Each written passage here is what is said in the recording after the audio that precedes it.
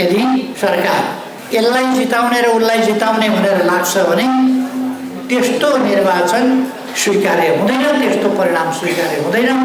त्यसले देशमा ठुलो अनिष्ट पैदा गर्नेछ। त्यस्तो भयो भने निर्वाचनको परिणाम स्वीकार्य हुने छैन। म अहिलेदेखि स्पष्ट रूपमा जानकारी गराउँछु। संसदबाट निर्वाचित, जनताबाट निर्वाचित जनप्रतिनिधिहरूको संस्था संसदले बनाएको सरकार 10,000 मान्छे उफ्रिएर कराएर आगो लगाएर हटाउन सकिन्छ भने 10,000 होइन, लाखौँ मान्छे उठेर त्यस्ता परिस्थितिमा यस्ता असंवैधानिक सरकारलाई हटाउन कुनै लामो समय लाग्दैन। त्यो कुरा पनि एक्का राख्न म आग्रह गर्न चाहन्छु। सरकारको पक्षधरता कतैपट्टि हुने र कसैलाई जिताउने कसैलाई हराउने खालका क्रियाकलाप भए भने त्योभन्दा अनिष्ट के हुन्छ? सरकारको काम स्वतन्त्र निष्पक्ष धाँधली रहित निर्वाचन गर्ने हो भने, निर्वाचन गराउने हो भने स्वतन्त्र निर्वाचन, धाँधली रहित निर्वाचन भयरहित वातावरणमा, शान्तिपूर्ण वातावरणमा सम्पन्न गराउनु पर्दछ। सरकार बिल्कुलै तटस्थ रहेर स्वच्छ निर्वाचन गराउनु पर्दछ। त्यो भूमिका सरकारले खेल्नु पर्दछ। यदि सरकार यसलाई जिताउने र उसलाई जिताउने भनेर लाग्छ भने त्यस्तो निर्वाचन स्वीकार्य हुँदैन, त्यस्तो परिणाम स्वीकार्य हुँदैन। त्यसले देशमा ठुलो अनिष्ट पैदा गर्नेछ।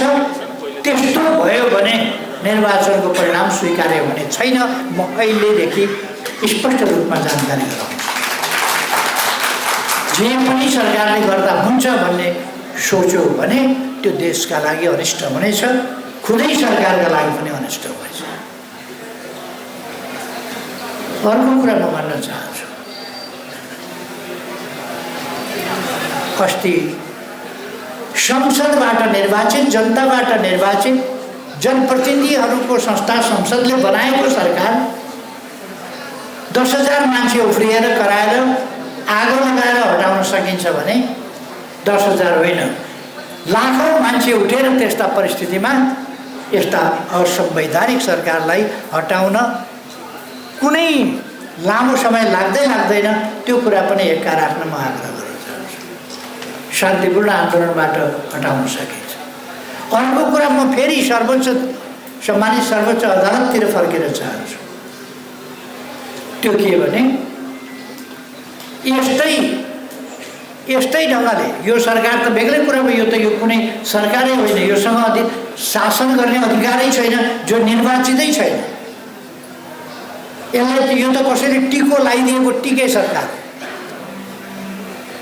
यसलाई कसैले छानेको होइन, जनताले छानेको होइन, जनताले छानेका प्रतिनिधिको होइन, जनताले सरकार चलाउने अधिकार दिएको सरकारै होइन। यो त एउटा आर्टिफिसियल कृत्रिम सरकार हो। मैले पहिलेदेखि भन्दै आएको छु। त्यस्तो सरकारले यसको सिफारिसमा संसद जसरी असंवैधानिक ढङ्गले बन्द भएको छ त्यसको न्याय निरूपण नगर्ने अनि निर्वाचनमा जाने, निर्वाचन उत्तरी भेगमा भोटै हुन नसक्ने, मतदातै नभएको अवस्थामा निर्वाचनको नाटक गर्ने अनि सरकारको पक्षधरता कतैपट्टि हुने र कसैलाई जिताउने कसैलाई हराउने खालका क्रियाकलाप भए भने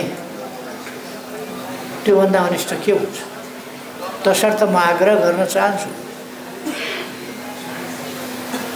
प्रतिनिधि सभा हाम्रो माग अदालतको फैसला आफ्नो ठाउँमा होला। अदालतले अविलम्ब जेसुकै भए पनि फैसला गर्नुपर्छ। हामी भन्छौँ सर्वोच्च अदालतका पूर्व नजिरहरू संविधान, संवैधानिक व्यवस्था, लोकतान्त्रिक मूल्य मान्यताहरू कुनै पनि हिसाबले विघटित प्रतिनिधि सभाको तत्काल पुनर्स्थापना हुनुपर्दछ। त्यसपछि संसदले संविधान संशोधन गर्ने, सर्वपक्षीय सरकार बनाउने र निश्चित समयमा त्यो सर्वपक्षीय सरकारले स्वच्छ निर्वाचन गराउने, त्यो खालको एउटा राष्ट्रिय सहमतिको वातावरण बनाएर देशलाई शान्तितर्फ, तनावरहित, संवादबाट समस्याहरू समाधान गर्ने बाटोतर्फ देशलाई लानुपर्छ, तनावतर्फ होइन। अहिलेको सरकार संवादमा छैन, कोसँग संवादमा छ हामीलाई थाहा छैन। मैले एकपल्ट प्रधानमन्त्रीजीलाई धेरै अगाडि भेटेको थिएँ, त्यसपछि सरकार के गरिरहेको छ थाहा छैन, के को तयारी गरिरहेको छ थाहा छैन। स्थायी सरकारले झैँ विभिन्न कामहरू सरकारले गरिरहेको देखिन्छ, चुनावमा केन्द्रित भएको देखिँदैन। चुनावका लागि वातावरण बनाउन सरकार कसिएको देखिँदैन, अथवा सरकारको लक्षण राम्रो देखिँदैन। चुनाव घोषणा भइसकेपछि कर्मचारीहरूको सरुवा फोकस एकाधको यस कारणले भनेर उल्लेख गरेर, यस कारणले गर्दा गर्नु पर्यो भनेर निर्वाचन आयोगको स्वीकृति लिएर भन्ने कुरा एकाधका लागि हुन सक्थ्यो, तर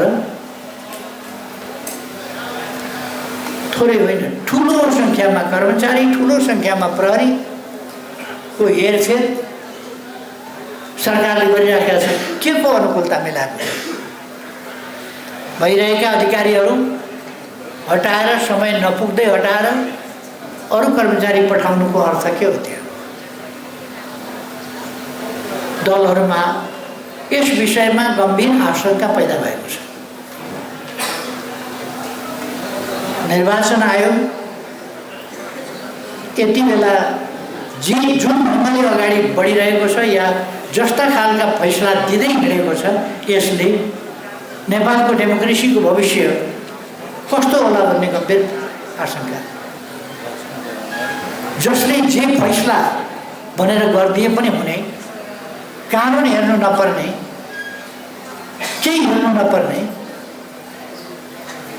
हो होइन सत्यासत्य पनि छुट्याउन नपरिकन कसैले भनेका भरमा फैसला हुने, यो कुनै दलप्रति लक्षित, पक्ष विपक्षप्रति लक्षित कुरा होइन। तर यो जुन सिलसिला, जुन प्रक्रिया सुरु भएको छ, जुन अभ्यास गरिएको छ, यो डेमोक्रेसीका लागि खतरनाक छ। प्रश्न त्यहाँनिर